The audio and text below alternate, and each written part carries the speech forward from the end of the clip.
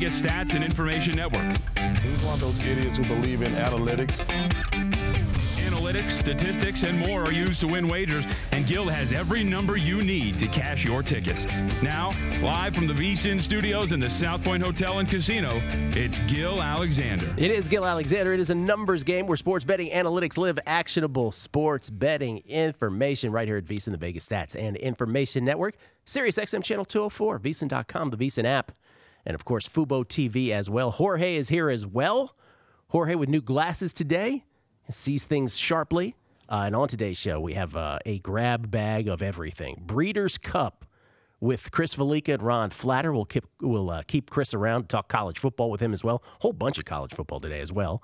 Bob Stoll, who is just magic on this show with his picks. 67% through time on his picks here, college football on this show. I did it again last week, 2 of 3. We'll have him on again, the show, later today to talk college football with us. And NASCAR. Don't want to leave out NASCAR. Jeff Coliandro, our point spread weekly expert. The playoffs heads to Texas this weekend. Texas Motor Speedway. It is getting really, really interesting. 3 races left. 2 in the round of 8, if you will. And we'll break it down with Jeff Coliandro coming up. Vinny Maliulo as well from behind the desk. But first, as we always do, each and every Friday, we kick things off with a little 3-on-3 college football. Jorge, before we bring Preston on here, do you have that tweet available? We got that going. This is last week, and this is one of our faithful listeners, Nicholas Griggs. We appreciate it. Pretty good week from you and your guest. This is last Friday on the show. I went 2-1 in college football, and then watch this. Preston 3-0 in college football. Oh, I shortchanged Dr. Bob. He was 3-0 last week. Paul Carr, who, because we have so much Breeders' Cup stuff and so many other sports today, couldn't be on today. He was 3-0 in the Premier League. Todd Wright was 1-0 on Thursday. Crackman was 1-0. 13-1 Thursday and Friday. Thank you very much. I had the 1. I brought everybody down with my 2-1. 13-1. Let's see if we can't get that going again. Preston, who was 3-0, the 3-0 part of that, 13-1. Let's bring him in from ESPN.com and Guru Elite DFS. You follow him on Twitter at Sports Cheetah. Preston Johnson, good morning, sir. Good morning. How you doing? I'm doing very well. 3-0. Nicely done. You have a 1.5 game lead on me in our 3-on-3 challenge as we head into, I guess, what's considered week 10 in college football. We don't really go by that. Let us begin, sir. What is your first pick of the day? Yeah, my first one is going to be Baylor plus 7.5. They're at home against Oklahoma State. They're coming off a pretty embarrassing loss. I think it was a weeknight game against West Virginia. They got routed. West Virginia was off of their loss to Iowa State. My number 6, so I have a nice edge. They're getting a game, at least for now, that's above a 7, pretty key number. And then one interesting point last week, it was the Oklahoma State-Texas game. Oklahoma State got bet down pretty good, 3.5 to ended up being like Texas -2. I ended up playing some Texas -2. Todd Herman had actually suspended his defensive backs for the first half. They'd missed. I think it was either they were late to a meeting or missed a meeting entirely. He was trying to make a point, which I actually kind of respect. It might have ended up costing the game because Oklahoma State had a ton of big plays the first half. They scored 31 points. Once the starters were back in for the second half for Texas, plus they made some adjustments, Oklahoma State only scored 1 time, and that was because Texas shanked a punt, and I think it was only a drive from like the 30. They scored a touchdown. I ended up winning the game. I'm not sure Oklahoma State. I still am kind of down on them in general this year. I've bet against them a few times. Sometimes correctly, sometimes incorrectly.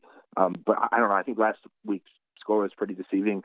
So I think we're getting some value because probably, the perception from Baylor getting blown out and then the Oklahoma State upset over Texas. So I'm going to play against it.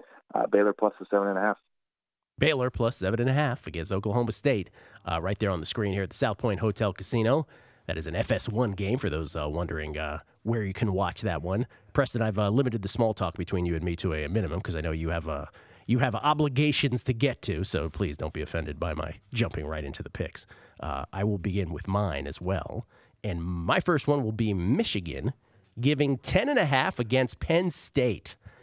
I don't love giving the 10 in the hook here, I must say that, but I am not impressed with Penn State. Now, to the positive on Penn State, I guess what I would say is that quarterbacks like Brian Lewerke from Michigan State, Nate Stanley from Iowa, they had, limited success. 38% for Stanley on his throws against Penn State. Lewerke, 47%. struggled all game long, even though he was able to come through late. So I will say that's a positive for Penn State. But that's really where I will limit it here against Michigan, because Michigan's defense, second to none. Number 1 in the nation, number 1 against the pass, number 1 in pass efficiency defense, 9th against the run. And when you take guys like Lewerke, who did hurt his shoulder against Michigan, but before that couldn't do anything. Alex Hornibrook from Wisconsin didn't go anywhere with the passing game. Michigan is just locked down on defense. In fact, only one team, SMU, has thrown for more than 175 yards, and 4 of the last 5 offenses have finished with 100 yards or fewer against this Michigan Wolverines team. They've really, if you think about it, they've allowed exactly 1 big touchdown pass on the season, and that was against Notre Dame, in terms of meaningful points anyway. That was pretty much it. I like Trace McSorley to an extent, because I think Penn State's offense it breaks down very quickly if you watch Penn State games. McSorley just ends up tucking the ball under and trying to make something out of nothing. In many of their sequences, Penn State, they're a frustrating team to watch. I just think Michigan's a far, far better football team. 10.5 seems like a lot here. I am willing to lay it. I'm taking the Wolverines. I'm giving the points, Preston. Yeah, McSorley's, he's either playing a little banged up. He was in and out of the game versus Iowa, or maybe he's not even going to end up playing at all. So it's pretty high. I think the number's high, which if he doesn't play, I'm probably on your side. I think it's Michigan or nothing. I actually like the under quite a bit. 53.5, I think, is a little high in that game. My second pick is going to be TCU -8 against Kansas State. They lost to Kansas last week. There's a big upset. Kansas actually won a meaningful football game, which was actually pretty nice to see every once in a while for that program. I have the number in double digits. I'm guessing that's why the number is pretty low. Shane Robinson's now officially out for the year for Kansas quarterback, and Collins has been the backup, who I actually don't think is much of a drop-off. Robinson wasn't playing very well, ultimately, I thought. And so when I have this game around, I think it was like 11.7. So getting 8 and even some 7.5s around, I'm just going to take it. It's kind of ugly. Kansas State's one of those teams that always keeps it close, right outside of maybe that Oklahoma game last week. They're kind of an underdog role type team, and so I think maybe they're going to be a popular underdog. So this one kind of feels ugly, but I will say that game last week for TCU against Kansas, a little deceiving final score. I think it was 500 yards to 300. TCU actually outgained Kansas by quite a bit, like 27 first downs to 17. They had a first and goal from the 1 where they got 0 points. They went for it 4 times and somehow didn't get any points. Yeah. And then they had another red zone or end zone turnover. They only lost by 1. So I actually think TCU was quite by a pretty big margin the better team last week. Just ended up losing the game by 1. So I like them this week. I think it's going to get to double digits, to be completely honest. So bet it now before it does. I think they actually get something going and route Kansas State this weekend. So just to clean that up, because I think some people might have got lost in the shuffle. Preston going with TCU Sure. there, going with TCU, giving the 8 against Kansas State, which is a bit of to cite the old 70s Daredevil Evel Knievel. It's a bit like putting on the old Evel Knievel helmet here, because TCU has been really bad, something we're not accustomed to see with the Gary Patterson team.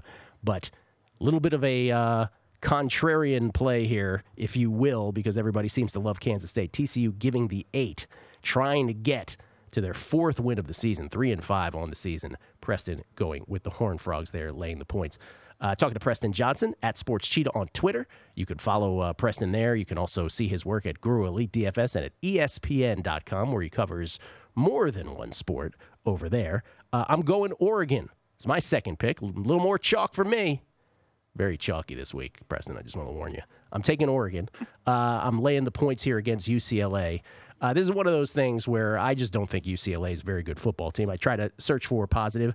I suppose the positive for UCLA in this game is that Oregon's defense all of a sudden looks very shoddy. One of those opponents was Washington State, so I guess there's not much to read into that. But that performance against Arizona last week was kind of bizarre. Just sort of out of not necessarily that they would lose, but they would lose in the manner that they did, 44-15. And so I guess UCLA can find solace in that Oregon's defense all of a sudden looks very vulnerable. However, and by the way, Justin Herbert didn't look good in that game either. He's expected to play after getting beaten up. He was terrible. The rushing attack wasn't able to keep up or do much in that game. But I think Oregon just establishes the run in this game. C.J. Verdell. UCLA might be playing better overall, by the way, but their defensive front is as bad as ever. Arizona ran for 289 yards against UCLA. Utah ran for 325. The D is just giving up big plays left and right. Story will be about Chip Kelly's return to Eugene here. That will be what the storyline will be. But I think Oregon will get a 200-plus yard day on the ground, from their running game. And I think they bounce back in a big way. I'll lay the 10. I'm taking the Ducks. Pac-12 matchup. Yeah, I'm actually upset with the Ducks on that game last week. You mentioned the final score. I had bet over 62, and a pretty sizable underdog. Arizona scored 44, and I couldn't get an over in. It was ridiculous. That Oregon game was as weird as I've seen. They just completely flipped through it. So I'm frustrated with them, but I didn't bet anything on the side this week. I'm just letting it go and see how Chip Kelly does there in his return. My third and final pick is a really ugly one. I do not blame anyone that doesn't want to touch this. Louisville plus 39, 38.5. Yes. Nice. Whichever you guys want to give me. The model says it should be like 30. It's probably my biggest edge or discrepancy in the entire card this week. I understand Clemson just routed NC State and Florida State, and they haven't let up since they kind of struggled. Lawrence got hurt against Turkey, but they did struggle some in that game. And Louisville's been as bad as can possibly be, really. And that last week was a really good spot for them to finally get a W and go forward with it. And they just Wake Forest put up a bunch. I think it was 50-something on them. And I don't know. I can't explain anything else really in this spot. I guess maybe I think Clemson has a road game at Boston College on deck. Maybe that narrative you could play some that goes towards Louisville's side. But ultimately, it's just the numbers. I'm just going to take a really giant number. I think it's like 29.8. It's like 10-point edge. I have to just bet it. So I'm using it here for it's around 3-2. I think it's just too high. Preston, we're giving you the full 39. How about that? 39. Cool. I might need it. Yeah, you might need every point. Louisville plus 39 against Clemson. Worked out for you with the big spread last week, right? You had Navy plus 24 against Notre Dame, was it? Yes. Yeah. Oh. Yeah, got a big spread, and that worked out for you last week as well. Yes, ladies and gentlemen, my third pick will be Alabama, giving 14.5. 14 in the hook at Baton Rouge. I was just down in Biloxi, flew over Tiger Stadium. The buzz palpable in the air. Number 1 team in the country, Alabama, against the number 3 team in the country, LSU, according to the first college football rankings. That will shuffle after this result. And you say, come on, man, Alabama hasn't really played anybody. Here they're going into the belly of the beast against the number 3 team in the country, conference rival, on the road, at night, which bookmakers will tell you is worth about a point, according to some of them. Just the fact that it's a night game at LSU. But here's the thing for me. LSU, 60th in S&P Plus. That's Bill Connolly's advanced stat regarding offense for LSU now. 60th in S&P Plus. S&P Plus has to do with 5 factors: efficiency, explosiveness, field position, finishing drives, turnovers. Just a very middling offense. The Tigers have benefited from about 7 points of turnover luck per game thus far this year. And they won't have Devin White for the first half. LSU's linebacker, leading tackler, he'll miss the first half against Bama because of that very, very bogus targeting ejection he got against Mississippi State. Tua and Alabama have just been ridiculous in the first halves of games. I don't know that happens again here at LSU, but if it's 14.5 for a full football game, listen, I'm going to just bet Alabama, and I'll deal with the consequences. Prove me wrong. Alabama. We'll see if Tua even plays in the fourth. Will he throw a pass in the fourth quarter? As long as you have to make that assessment, I'm happy laying the 14.5 here. Call me crazy. That's how I'm going, Preston. Your thoughts on that game, by the way, real quick? Yeah. I have like 2 minutes. We're good. That's a good prop bet. If Chris wants to get that up there, it's up when I'd go bet it. Will Tua make the pass in the fourth quarter? It should probably be a favorite. But I'd maybe consider playing like plus 200 on the no or something. Anyways, I was just thinking about that. But I kind of think LSU's going to be a really popular dog too. And I actually think this number is going to keep going up. I don't know. I just have a hunch. I have no group of people I've talked with that I respect that I think have actually ended up betting Alabama, because I think the number is about right, around 14. But ultimately, they could just be so good. We've only seen them play their starters for a half, and getting a full game out of it. I mean, it could just compound and I wouldn't be surprised if this was a 28-35 point win. I also wouldn't be surprised if LSU was winning at halftime, So look, I'm staying away, but if I was to bet it, I think I actually kind of lean your way with Alabama. All right, let's review them. Preston and I, 3-on-3 challenge. 1.5 game lead for Preston headed into this weekend. He had the 3-0 this past week. I'm very chalky on the left. Michigan laying 10.5 against Penn State at home. Oregon laying 10 against UCLA up in Eugene. And Alabama laying 14.5 on the road at LSU. Preston a little more creative. He's taking Baylor in the points against Oklahoma State. That's 7.5 points. TCU back in the Horned Frog, giving 8 against Kansas State. I hope you're right about that one. TCU could use a little good news. And then Louisville, which Preston immediately adds the disclaimer, hey, if you don't want to follow me on this, I completely understand. That's always a fun disclaimer before a pick. Louisville catching 39 against Clemson. Good luck, sir. Preston Johnson from Guru Elite DFS and ESPN.com. Follow him on Twitter at SportsCheetah. Thank you, Preston. As always, we'll talk to you next week. Hey, I appreciate it, Gil. Take care. My man. Coming back, NASCAR, Jeff Coliandro. We got 3 more races in the championship playoffs. So good. So very good. We had a very exciting finish last week. Going to get Jeff Coliandro's thoughts on what went down between Joey Logano and Martin Truex Jr. back in Martinsville last week and how he projects Texas this weekend. Coming up, a numbers game right here at VSiN.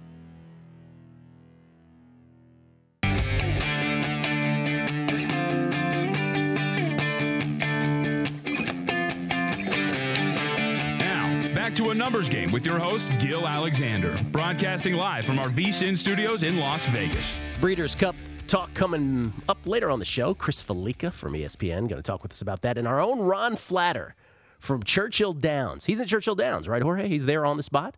Will we have Ron on video? We don't know about that. Jorge's not making any promises there. We'll talk to both of them about the Breeders' Cup coming up. We'll talk to Chris about college football, of course, as well. Vinny Maliulo on the show later on as well. Do I get to rant about the Raiders-Niners game at some point? No, I don't get to do that? I will do that.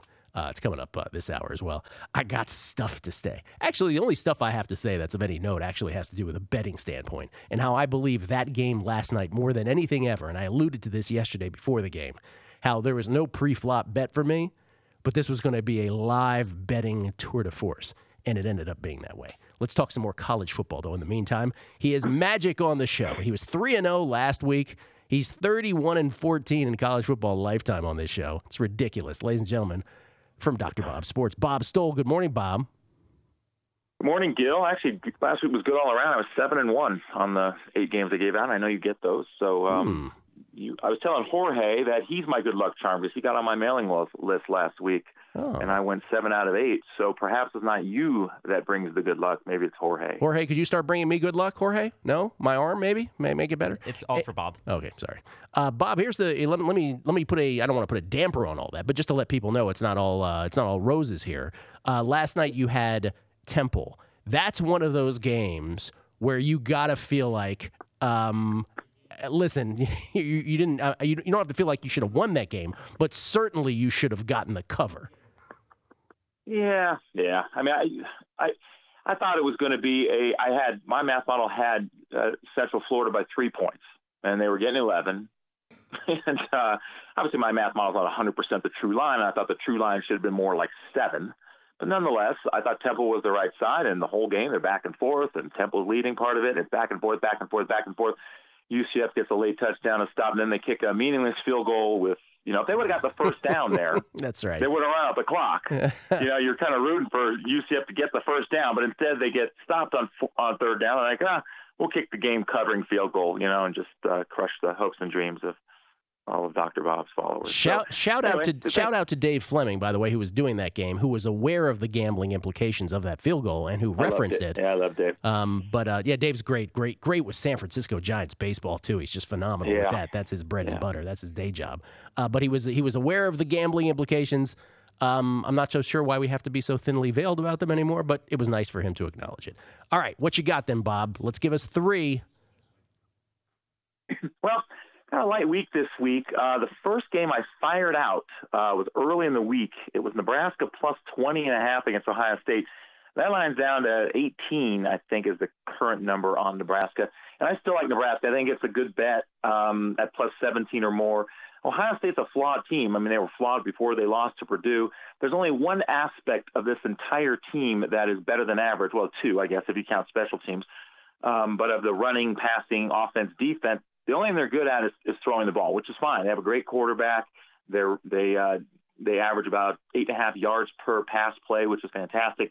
But the running game is below average, like far below average. They've averaged 4.9 yards per running play, which is decent. But they face a bunch of mostly bad defensive teams that would give up 5.7 yards per rushing play to an average team. So they're actually nearly a yard worse than average running the ball, which has been a problem. And when you have a big lead, you tend to run the ball, and they don't run up the score maybe like they would against other, in the past years, especially when they're facing a decent team, and Nebraska's certainly that, despite their record. Defensively, Ohio State's had trouble all year. They're a little bit worse than average stop in the run, giving up 5.9 yards per run this year. A little bit average stop in the pass when you compensate for the quarterbacks they face. They're a good team, but they're not a great team. They are not an elite team. And Nebraska, I think I was on them one other time on the show, and they played Northwestern. They covered the spread. They sort of choked that game away, losing in overtime. But Nebraska, despite their, what are they now, 2-6? 1-6 against FBS teams, is a good team. I mean, they're averaging over nearly 500 yards of offense, 473 yards of offense when you take out all the kneel downs and all that crap, and 6.5 yards per play. Defensively, they're only giving up 445 yards a game and 6 yards per play. So they're outgaining their opponents, and they face one of the toughest FBS schedules in the country. Their schedule is about 8.5 points tougher than an average schedule, and they're outgaining those teams. Eventually, those yards start to turn into points, and it's starting to happen for them. So Nebraska is a better than average team. They just don't look like it in their win-loss record, but they are a better than average team, and they're coming on. They're starting to turn those yards into points, and I think it's going to be a competitive game. And getting 18 is great. And like I said, at best bet down to 17 or more, and you should have no problem getting that. All right, Nebraska right now 18-point dogs at Ohio State, number 10, the Buckeyes in the first of the college football rankings this season. And yes, Nebraska 2-6, 3-4 against the number this year. Ohio State 7-1 in your standings, 3-5 against the number. I know your next game. Yeah, there are three spread wins. We're all against really, really bad teams as favorites of 35 or more. They haven't covered the spread when they're not a favorite of 35 or more, so it's not a complete pushover. Other games are competitive. So let me just throw that out there. We're talking to Bob Stoll at Dr. Bob Sports on Twitter. That's where you can follow him, predictive sports modeling pioneer. I am aware that your next game is Georgia Tech in North Carolina, and I'm very fascinated to see which way you're going on this, because basically 1,000 points could be scored in this game, couldn't they, Bob? Well, I don't know. Both teams actually, Georgia Tech plays at a slow pace because they run the ball so much. I don't know if 1,000 points are going to be scored. I have 65 points being scored, and I think that's probably right around the total. I think the total is 63.5. Last week I was on Georgia Tech as the best bet as a road underdog against Virginia Tech, who just can't stop the run, and they just got pummeled, and Georgia Tech won easily without having to throw the ball. They threw one pass. This week's a little different story. I actually like North Carolina here, and North Carolina's 1-6, and they are a very underrated 1-6. They've had some close games. They just haven't been able to win some of those games, or actually haven't been able to win any of the close games. But they're actually a pretty decent team. North Carolina's outgained their opponents by a few total yards per game. They're averaging 5.7 yards a play on offense and giving up 5.7 yards a play on defense. Their schedule is about 3 points tougher than average. So therefore, North Carolina is a slightly better than average team. It just hasn't showed up in the scoring yet. But they've got some things going on. Their offense is actually starting to click a little bit. And like I said, they're better than average offensively. They've been worse than average defensively. But they've also had two of their best defenders miss some time. Miles Dorn, who's still third on the team in tackles despite missing 3 games, he's now playing. He's only played 4 games all year. Their best defensive player is probably Malik Carney. He's got 5.5 sacks, 7.5 tackles for loss in just 4 games. And he's missed 3 games. So he's back and playing. So when those two guys are both playing, they're actually a slightly better than average defensive team. And Georgia Tech is unreliable, let's say, as a road favorite. The last 9 times the last 4 years, Georgia Tech's been a road favorite. They're 1-8 straight up as a road favorite in the last 4 years. So not just covering the spread. They just don't even win these games generally. They did win one this year. They're 1-2 straight up as a road favorite this year against Louisville. But I think North Carolina is a better team than Louisville, and I like them getting points. I think this game is pretty much a toss-up, actually. When you take matchups into account, Georgia Tech doesn't stop the pass very well. I think North Carolina can throw the ball. And I'm taking the 6 points. I think it's down to 5.5 now, or maybe 5 after I released it. But I like North Carolina plus the points here, plus 4 or more. 6 points here at the South Point Hotel Casino. North Carolina, and I'm just doing this anecdotally because the numbers may not back me up on this, but just since you bring up this game, they've had some turnover issues, if I'm not mistaken, this year.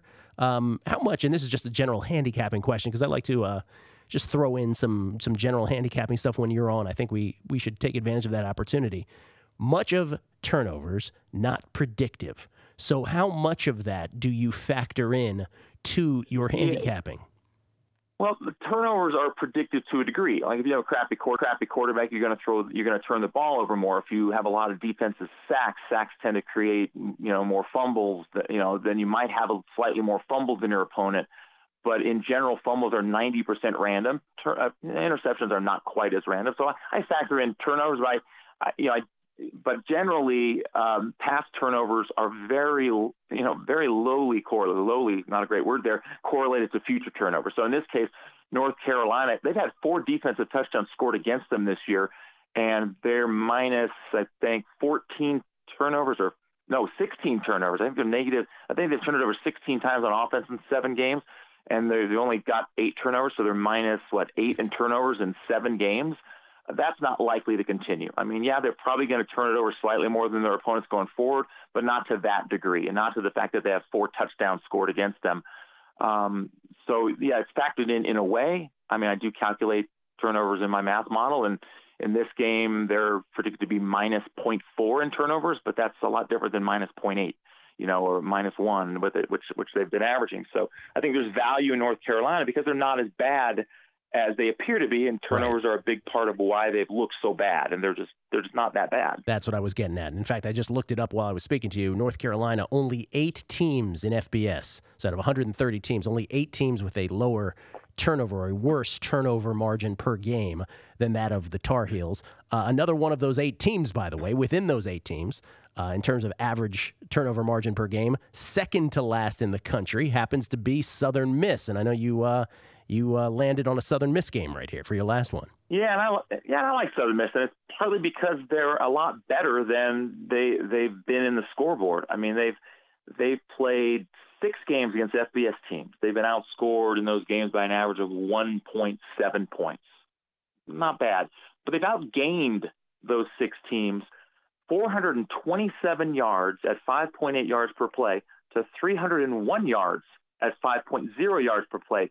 They're really dominating these teams. It's just not showing up on the scoreboard because of the turnovers. And like I said, turnovers are fairly random. You got a quarterback who's completing 74% or 73% of his passes, Abraham, for Southern Miss. A guy that's that accurate is not going to continue to throw interceptions at the rate he's been throwing them. He's 72.3% completions on 256 passes, and he's thrown 10 interceptions.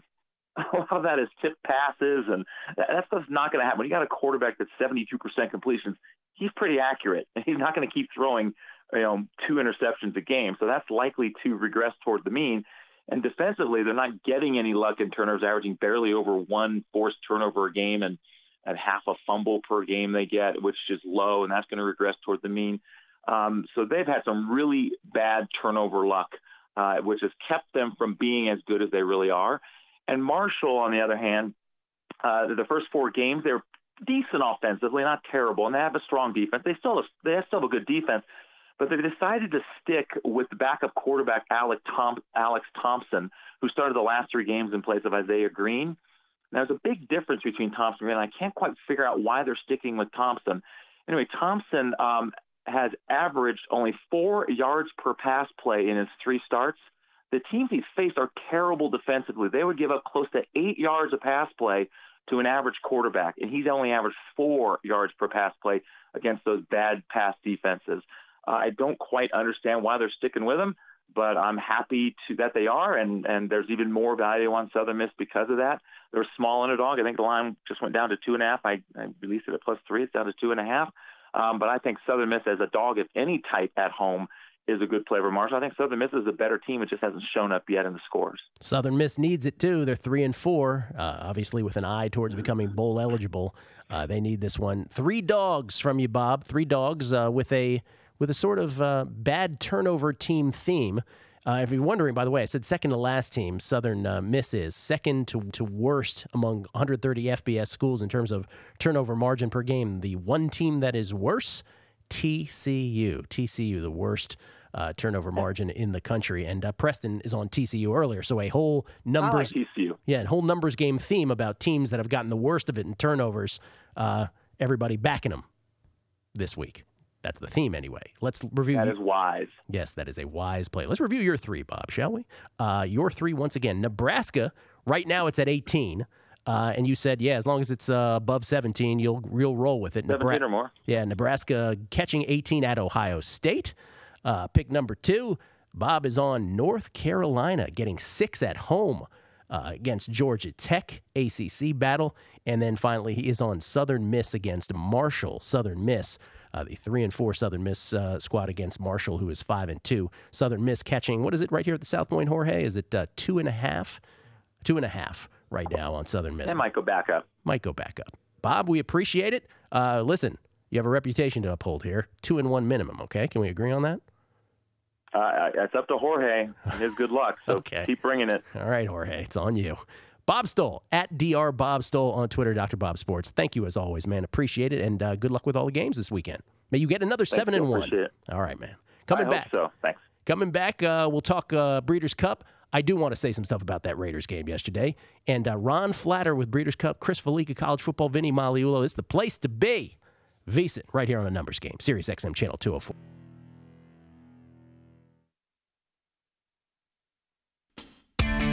This is a Numbers Game with Gill Alexander, broadcasting only on the Vegas Stats and Information Network. He's one of those idiots who believe in analytics. Analytics, statistics, and more are used to win wagers, and Gill has every number you need to cash your tickets.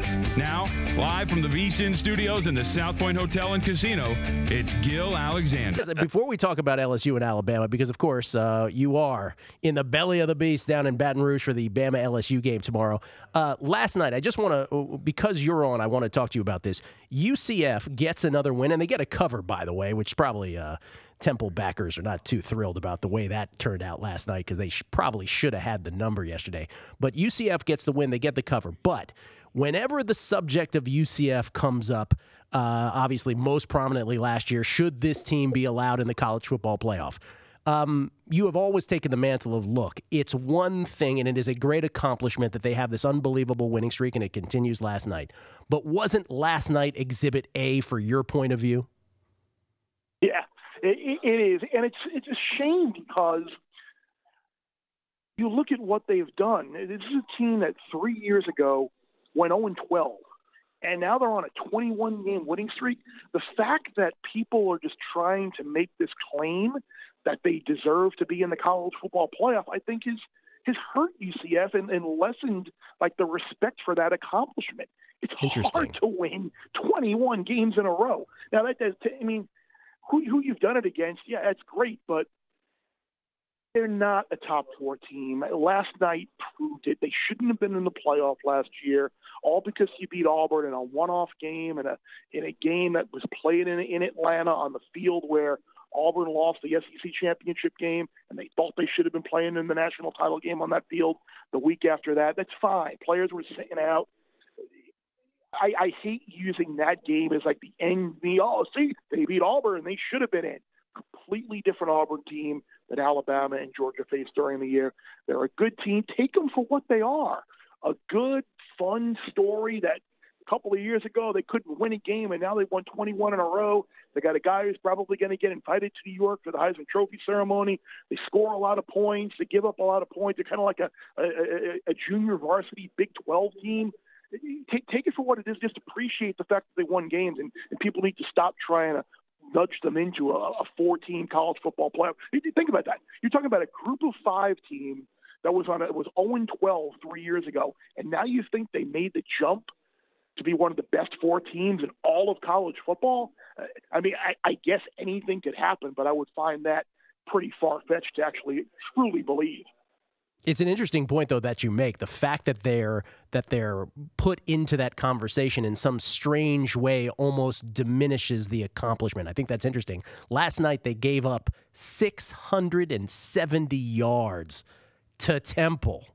So, again, you just think about that for a second. You're like, all right, and how many how many yards would Alabama gain against this team if Temple had 670? So I just want you and Jorge or somebody to dig up the last time a double-digit underdog had 670 yards and didn't cover. Yeah, that's right. Jorge, get on that, would you please? Jorge is not even looking at me, Chris. I don't know what's going on with Jorge. Of course he's not. Yeah. So here's the story. Alabama, LSU. And by the way, we should mention UCF, number 12 in the initial college football rankings. It'll be interesting to see where they go next week. Obviously, only the last one matters. But in the initial one, Alabama, number 1. And I think we also talked about this off air, which I think is a great point out of you, which is in my talk with Pete Futak, we were both kind of saying, we wouldn't be surprised if Clemson ended up being number 1 based on schedule to date and the teams they beat to date. That's one way of looking at it. But honestly, when Alabama came out at number 1, I think we all sort of had a sigh of relief of, okay, good. At least common sense prevailed in this. And I think there's a lesson in that, maybe about how the committee will view this moving forward. There is, and I was very pleasantly surprised to see that they were as well, because it just showed that the mathematical, like the numbers that just pop off the screen in terms of efficiency and points per play, every possible metric you could look at, they clearly separated themselves. What I was a little bit surprised with was how the committee viewed Notre Dame and LSU at 3 and 4. LSU with the loss, and Notre Dame having the best win of any of the undefeated teams. That win against Michigan is better than any win Clemson or Alabama has. And the committee sort of also gave LSU credit for beating, I guess, Alabama and Miami when they were in the top 10 in the AP poll earlier in the year, and Mississippi State as well. But at the same time, they didn't necessarily give Notre Dame the same type of credit for beating Stanford and Virginia Tech earlier in the year, who were ranked pretty highly in the AP poll when they played them, and now they've fallen off as well. So that was a little curious to me, how they took a little bit of a double standard in viewing the LSU wins and the Notre Dame wins. But ultimately, it doesn't matter. If LSU loses tomorrow, they're going to fall behind them. If LSU wins tomorrow, then we're going to go by them anyway. So it was just curious to look at that. That was the one thing that really surprised me in the term. But it's a new the committee's half new, so we really have no idea how these teams are going to be viewed going forward, because so many new committee members. So Alabama favored by 14.5, and this feels like it's ticking upwards, right? It might not be 14.5 for long. Could be 15 and so on by kickoff tomorrow. You're there at Baton Rouge with the whole ESPN College Game Day crew. What does it feel like down there? Obviously, this is the biggest dog LSU has been in I don't know how long. I mean, they were 14-point dogs to Florida. Steve Spurrier's Florida teams, the old ball coach back in 99 and 2001. This even exceeds that, and they're the number 3 team in the country. This is just such a testament to what we're looking at here with Alabama. How do you feel about this game, and what's the atmosphere like? And I think a lot of it has to do with Devin White missing the first half. Yep. And it's going to be great. You're going to see the rarity of whoever wins the toss is going to take the ball, because if LSU wins the toss, they're going to want the ball to keep their defense off the field and have one fewer possession without Devin White. If Alabama wins the toss, they want the ball because they want to get on the field and face the LSU D without Devin White. It's one of those games where the number is so high, it's almost like I dare you to take the home dog type line above 14 points. And I look at it, how many points do you honestly think LSU can score?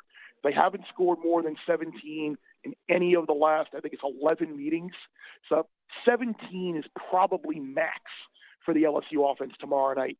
You think Alabama can score 35, which would be a season low by a lot? That's what I'm thinking, right? Yeah. I'm not in the business of laying 14.5, 15 on the road very often, but if I had to play the game, I I'd take the Tide. Me too. That's what I did. LSU 60th in Bill Connolly's S&P Plus in terms of offense, and the Tigers benefiting from about 7 points of turnover luck per game thus far this season. Jorge. So, Chris, last year, Liberty put up 585 yards against Baylor when they defeated them. So that's the closest I got to how many yards UCF gave up, even though UCF won last night. But, yeah, Liberty put up 585 yards. And did not cover? No, they won that game. They won the game outright. Well, they won the game outright. They were 34-point dogs. We're looking for non-covers. Yeah. That's the closest I can come up with that much. All right. Your future as a researcher, it doesn't bode well, Jorge. I'm sorry to break that to you. Senior researcher at ESPN, Chris Fallica, telling you that. But thank you for the effort. We love Jorge. I got this. Have to give him a little touch. No, yeah, it's just an amazing stat. It gave him 670. He's still worried. He's still worried about Kevin DeBruyne's injury and what that's going to mean for the remainder of the year. As soon City will be looking up at Liverpool atop the table. Yes, he is very much into that as well, the Premier League for sure. So that's obviously the game of the weekend, understatement of the year. If you weren't in Baton Rouge, if the game day crew was not there, I won't even say it that way, but if you had your interest, if your eyes will be looking at college football all day long, where will they be pointed towards? What's the other games that you're interested in? There are a lot of games, and I outlined a lot of them on the podcast with Stafford Steve and in the column. Michigan tomorrow, I think, is a great play. What happened last year in State College, Trace McSorley in the game, in a blowout game midway through the fourth quarter, put up as many points and as many yards as anyone has put on a Don Brown defense. The Michigan team remembers running plays under a minute to go inside the 20, inside the 15-yard line in an attempt to score again. The Michigan offense is so much better at home than they are on the road. I would be surprised if Michigan didn't win this game by double digits. I think Oklahoma's in trouble tomorrow night in Lubbock. Cliff Kingsbury's teams typically play very well as a double-digit underdog. Got a couple of covers against Oklahoma in Lubbock in that role. And since 2009, no team has lost more games as a double-digit favorite than Oklahoma has. I'm still curious to see about the defense. I know they've been better with Ruffin McNeil, but they play TCU, who turns the ball over against air, and Kansas State, who we know they are offensively challenged. So be a bigger test on Saturday night in Lubbock. A couple of sandwich-type games. You look at Mississippi State's a big home favorite against Louisiana Tech. 2 weeks ago, Mississippi State had a little LSU here in a really physical game. Last week, they came back and beat A&M. Next week, they have Alabama. This is a lot like that UMass game was last year, where Mississippi State's just kind of a go-through-the-motions type game, I think, for them. So I'd be very interested in taking La Tech. And even a lot of people out there will probably think I'm crazy, which I am anyway, but I would consider taking UNLV plus the 26 tomorrow. Oh. If you look at I know Rodgers is back practicing. I don't think he's going to play, but Fresno State has a game on the road at Boise on Friday night. Short week. This is all about just get in, get out, do enough to win, get your starters out early, don't get anybody hurt, because next week is the game they need to win in order to go to the Mountain West Championship game. So that's a big number, I think, to lay for Fresno State, who I think, even after last night now, needs to be discussed as potentially the best team in the Group of 5. All right, little UNLV love. UNLV catching 26 here at the South Point, hosting Fresno State. Chris Fallica, the Bear from ESPN's College Game Day, the glue of the program, the best thing ESPN does, and, of course, the co-host of the Stanford Steve and the Bear podcast.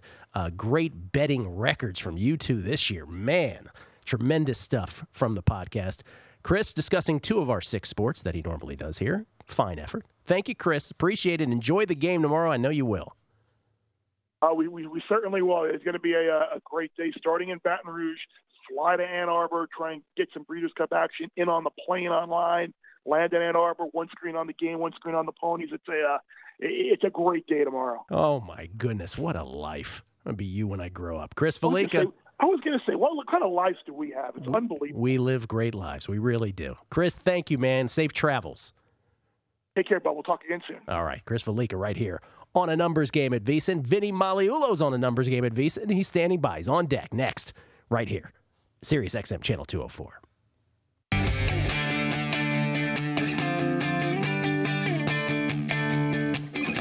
It's a numbers game, live from the tip of the strip in Las Vegas. Get your fill of numbers even after the show is over by following the crew on Twitter, @BeatingTheBook and @VSiN Live.